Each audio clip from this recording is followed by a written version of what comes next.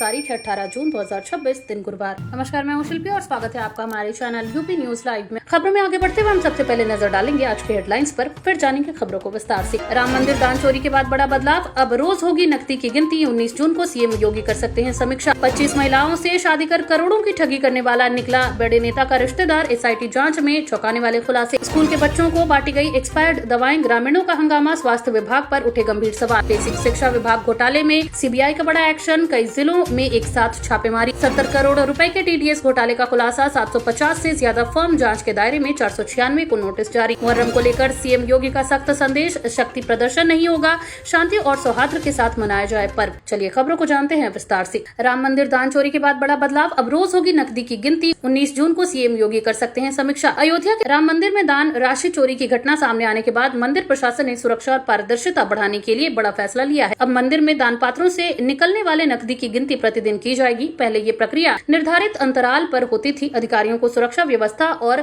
लेखा जोखा और मजबूत करने के निर्देश दिए गए हैं। बताया जा रहा है कि 19 जून को मुख्यमंत्री योगी आदित्यनाथ इस पूरे मामले की समीक्षा कर सकते हैं। मंदिर ट्रस्ट ने भविष्य में ऐसी घटनाओं को रोकने के लिए निगरानी व्यवस्था और कड़ी करने की तैयारी शुरू कर दी है। मुहर्रम को लेकर सीएम योगी का सख्त संदेश, शक्ति प्रदर्शन नहीं होगा, शांति और सौहार्द के साथ मनाया जाए पर्व। मुख्यमंत्री योगी आदित्यनाथ ने मुहर्रम के आयोजन को लेकर अधिकारियों और आयोजकों को स्पष्ट निर्देश दिए हैं। उन्होंने कहा है कि किसी भी प्रकार का शक्ति प्रदर्शन, हथियारों का प्रदर्शन या उग्र जुलूस स्वीकार नहीं किया जाएगा। पर्व को पूरी शांति, भाईचारे और सौहार्द के वातावरण में मनाया जाए। प्रशासन को संवेदनशील क्षेत्रों में विशेष निगरानी रखने और कानून व्यवस्था बनाए रखने के निर्देश दिए गए हैं। मुख्यमंत्री ने कहा कि धार्मिक आयोजन परंपराओं के अनुरूप हो, लेकिन किसी भी गतिविधि से सार्वजनिक व्यवस्था प्रभावित नहीं होनी चाहिए। सभी जिलों में पुलिस और प्रशासन को सतर्क रहने के निर्देश दिए गए हैं। यूपी चुनाव से पहले सियासी बयानबाजी तेज, डिप्टी सीएम ने बताया क्यों बीएसपी से गठबंधन चाहती है कांग्रेस। उत्तर प्रदेश के मुख्यमंत्री ने आगामी विधानसभा चुनावों को लेकर बड़ा राजनीतिक बयान दिया है। उन्होंने दावा किया कि कांग्रेस राज्य में अपनी कमजोर स्थिति को देखते हुए बहुजन समाज पार्टी के साथ गठबंधन की कोशिश कर रही है। डिप्टी सीएम के अनुसार कांग्रेस को अकेले चुनाव लड़ने में सफलता की उम्मीद नहीं दिख रही है, इसलिए वह नए राजनीतिक समीकरण तलाश रही है। उन्होंने कहा कि भाजपा सरकार के विकास कार्यों और जन समर्थन के कारण विपक्ष दबाव में है। इस बयान के बाद प्रदेश की राजनीति में नई चर्चा शुरू हो गई है और चुनावी रणनीतियों को लेकर अटकलें तेज हो गई है। 25 महिलाओं से शादी कर करोड़ों की ठगी करने वाला निकला बड़े नेता का रिश्तेदार। एसआईटी जांच में चौंकाने वाले खुलासे। सीतापुर में करोड़ों रुपए की ठगी करने वाले आरोपी अनुज को लेकर जांच में बड़ा खुलासा हुआ है। बताया गया है कि आरोपी ने अलग अलग महिलाओं से शादी कर उन्हें झांसे में लिया और करोड़ों रुपए की ठगी की। जांच एजेंसियों के अनुसार उसने करीब 25 महिलाओं को अपना शिकार बनाया। मामले में ये भी सामने आया कि आरोपी एक प्रभावशाली राजनीतिक परिवार से संबंध रखता है। एसआईटी मामले की गहन जांच कर रही है और आरोपी के वित्तीय लेन देन, संपत्तियों तथा सहयोगियों की भूमिका की भी पड़ताल की जा रही है। इस खुलासे के बाद मामले ने राजनीतिक रंग भी पकड़ लिया है। मेरठ बागपत में बारिश से मिली राहत, तापमान 4 डिग्री तक गिरा, हवा हुई साफ और प्रदूषण में सुधार। पश्चिमी उत्तर प्रदेश के मेरठ और बागपत जिलों में हुई बारिश ने भीषण गर्मी से राहत दिलाई है। बारिश के बाद तापमान में लगभग 4 डिग्री सेल्सियस की गिरावट दर्ज की गई। वही मौसम सुहावना होने के साथ वायु गुणवत्ता सूचकांक में भी सुधार देखने को मिला। लंबे समय से गर्म हवाओं और उमस से परेशान लोगों को राहत मिली। मौसम विभाग ने आने वाले दिनों में भी कुछ इलाकों में हल्की बारिश और बादल छाए रहने की संभावना जताई है। वहीं किसानों और आम नागरिकों ने मौसम में आए इस बदलाव का स्वागत किया है। फर्जी विधायक पत्र से किया गया दबाव, सुलभ इंटरनेशनल से जुड़े मामले में जांच के दौरान बड़ा फर्जीवाड़ा उजागर। आगरा में सुलभ इंटरनेशनल से जुड़े एक मामले की जांच के दौरान फर्जी विधायक पत्र का इस्तेमाल किए जाने का खुलासा हुआ है। जांच अधिकारियों के अनुसार कुछ लोगों ने प्रभाव बनाने और प्रशासनिक दबाव डालने के लिए नकली लेटर हेड और फर्जी सिफारिशी पत्र तैयार किए थे। नगर निकाय जांच में ये मामला सामने आने के बाद संबंधित दस्तावेजों की जांच शुरू कर दी गई है। अधिकारियों ने दोषियों के खिलाफ कार्रवाई की तैयारी शुरू कर दी है। वहीं मामले ने सरकारी दस्तावेजों के दुरुपयोग और प्रशासनिक प्रक्रियाओं में पारदर्शिता को लेकर कई सवाल खड़े कर दिए हैं। यूपी फूड एक्सपो में उमड़ी भारी भीड़, 15,000 से ज्यादा लोगों की मौजूदगी, करोड़ों के व्यापारिक अवसर बने। आगरा में आयोजित यूपी फूड एक्सपो को जबरदस्त प्रतिक्रिया मिली है। कार्यक्रम में 15,000 से अधिक लोगों ने भाग लिया और खाद्य उद्योग से जुड़ी कंपनियों, उद्यमियों और निवेशकों ने अपने उत्पाद प्रदर्शित किए। एक्सपो के दौरान कई व्यवसायिक समझौतों और निवेश संभावनाओं पर चर्चा हुई। आयोजकों का कहना है कि इस आयोजन से करोड़ों रुपए के व्यापारिक अवसर पैदा हुए हैं।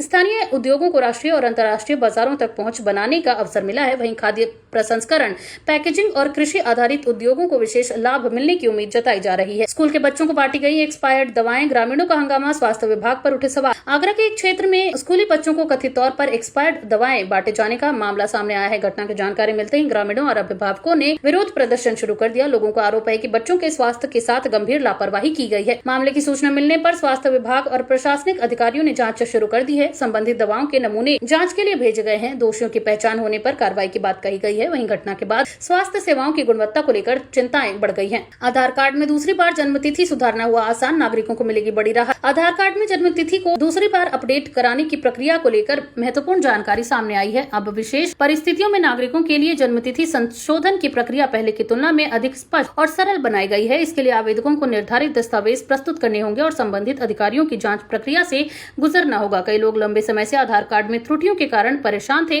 वहीं नई व्यवस्था से ऐसे नागरिकों को राहत मिलने की उम्मीद है। हालांकि गलत जानकारी देने पर आवेदन निरस्त भी किया जा सकता है। आगरा के प्रमुख रेलवे स्टेशनों पर मेडिकल बूथ नहीं, लाखों यात्रियों की सुरक्षा और स्वास्थ्य पर सवाल। आगरा के प्रमुख रेलवे स्टेशनों पर मेडिकल बूथों की कमी का मामला सामने आया है। बड़ी संख्या में यात्रियों की आवाजाही के बावजूद कई स्टेशनों पर तत्काल चिकित्सा सहायता पर्याप्त व्यवस्था नहीं है। गर्मी, दुर्घटना या स्वास्थ्य संबंधी आपात स्थिति में यात्रियों को परेशानी का सामना करना पड़ सकता है। वहीं स्थानीय लोगों और सामाजिक संगठनों ने रेलवे प्रशासन से मेडिकल सुविधाएं बढ़ाने की मांग की है। विशेषज्ञों का कहना है कि व्यस्त स्टेशनों पर प्राथमिक उपचार केंद्र और प्रशिक्षित चिकित्सा कर्मियों की उपलब्धता बेहद जरूरी है ताकि आपातकालीन स्थितियों में तुरंत सहायता मिल सके। एडीए की अटलपुरम टाउनशिप योजना को जबरदस्त प्रतिक्रिया। 462 प्लॉट के लिए 4100 से अधिक आवेदन पहुंचे। आगरा विकास प्राधिकरण की अटलपुरम टाउनशिप योजना को लोगों का भारी समर्थन मिला है। 462 आवासीय प्लॉटों के लिए 4100 से अधिक आवेदन प्राप्त हुए हैं। योजना में मध्यम वर्ग और निवेशकों की विशेष रुचि देखने को मिली है। अधिकारियों के अनुसार पारदर्शी प्रक्रिया के तहत आवंटन किया जाएगा। बेहतर बुनियादी सुविधाओं, सड़क, पानी और अन्य विकास कार्यों के कारण योजना आकर्षण का केंद्र बनी हुई है। बड़ी संख्या में आवेदकों से स्पष्ट है कि शहर में व्यवस्थित आवासीय परियोजनाओं की मांग लगातार बढ़ रही है। बेसिक शिक्षा विभाग घोटाले में सीबीआई का बड़ा एक्शन, कई जिलों में एक साथ छापेमारी। उत्तर प्रदेश के बेसिक शिक्षा विभाग से जुड़े कथित घोटाले की जांच में सीबीआई ने बड़ी कार्रवाई की है। एजेंसी ने प्रदेश के कई जिलों में एक साथ छापेमारी कर महत्वपूर्ण दस्तावेज और डिजिटल साक्ष्य जुटाए हैं। जांच का संबंध वित्तीय अनियमितताओं और नियुक्तियों से जुड़े मामलों से बताया जा रहा है। अधिकारियों ने अभी विस्तृत जानकारी साझा नहीं की है, लेकिन कार्रवाई के बाद विभागीय हलकों में हलचल बढ़ गई है। सीबीआई जांच के आधार पर आगे और लोगों से पूछताछ तथा अतिरिक्त कार्रवाई की संभावना जताई जा रही है। जीएसवीएम मेडिकल कॉलेज को मिलेगा नया दर्जा। अटल बिहारी मेडिकल यूनिवर्सिटी का कॉलेज बनने की तैयारी। कानपुर का जीएसवीएम मेडिकल कॉलेज जल्द ही अटल बिहारी वाजपेयी चिकित्सा विश्वविद्यालय से और अधिक संस्थागत रूप से जुड़ सकता है। इस बदलाव से चिकित्सा शिक्षा, शोध कार्य और स्वास्थ्य सेवाओं को नया प्रोत्साहन मिलने की उम्मीद है। विशेषज्ञों का मानना है कि इससे मेडिकल रिसर्च, आधुनिक प्रशिक्षण और अकादमिक सहयोग में वृद्धि होगी। कॉलेज के छात्रों और शिक्षकों को भी नई सुविधाओं और संसाधनों का लाभ मिल सकता है। राज्य सरकार चिकित्सा शिक्षा क्षेत्र में व्यापक सुधारों के तहत इस पहल को महत्वपूर्ण कदम मान रही है। भीषण गर्मी के बीच बढ़ाई गई गर्मी की छुट्टियां। अब 25 जून से खुलेंगे परिषद स्कूल। उत्तर प्रदेश के परिषद विद्यालयों में गर्मी की छुट्टियां बढ़ाने का फैसला लिया गया है। लगातार पड़ रही भीषण गर्मी और बच्चों के स्वास्थ्य को ध्यान में रखते हुए स्कूलों को अब 25 जून से खोलने का निर्णय लिया गया है। पहले स्कूल इससे पहले खुलने वाले थे। शिक्षा विभाग ने सभी संबंधित अधिकारियों को निर्देश जारी कर दिए हैं। अभिभावकों ने इस निर्णय का स्वागत किया है, क्योंकि प्रदेश के कई हिस्सों में तापमान अभी भी काफी ऊंचा बना हुआ है। स्कूल खुलने के बाद नियमित शैक्षणिक गतिविधियां फिर से शुरू होंगी। 70 करोड़ रुपए के टीडीएस घोटाले का खुलासा। 750 से ज्यादा फर्म जांच के दायरे में। 496 को नोटिस जारी। उत्तर प्रदेश में लगभग 70 करोड़ रुपए के टीडीएस घोटाले का मामला सामने आया है। जांच एजेंसियों ने 750 से अधिक फर्मों को जांच के दायरे में लिया है। अब तक 496 संस्थानों और संबंधित पक्षों को नोटिस जारी किए जा चुके हैं। आरोप है कि कर कटौती और जमा करने की प्रक्रिया में बड़े पैमाने पर अनियमितताएं हुई। विभागीय अधिकारी वित्तीय दस्तावेजों और लेन देन की जांच कर रहे हैं। वहीं मामले में दोषी पाए जाने वालों के खिलाफ कानूनी कार्रवाई की जाएगी। घोटाले के सामने आने से कर प्रशासन में पारदर्शिता पर सवाल उठे हैं। कानपुर में 3 फर्जी कॉल सेंटरों का भंडाफोड़। 26 गिरफ्तार, 20 युवतियां भी शामिल। कानपुर क्राइम ब्रांच ने बड़ी कार्रवाई करते हुए 3 फर्जी कॉल सेंटरों का पर्दाफाश किया है। छापेमारी के दौरान 26 लोगों को गिरफ्तार किया गया, जिनमें 20 युवतियां शामिल हैं। जांच में पता चला कि ये कॉल सेंटर कथित तौर पर लोगों को झांसा देकर आर्थिक ठगी कर रहे थे। पुलिस ने computer, mobile phone, digital record और अन्य उपकरण बरामद किए हैं। आरोपियों से पूछताछ कर उनके नेटवर्क और वित्तीय लेन देन की जानकारी जुटाई जा रही है। वहीं पुलिस का मानना है कि इस गिरोह के तार अन्य राज्यों और विदेशों तक भी जुड़े हो सकते हैं। तो ये थी आज के तमाम ताजा अपडेट्स। ऐसी और खबरों को जानने के लिए बने रहिए हमारे चैनल यूपी न्यूज लाइव के साथ। धन्यवाद।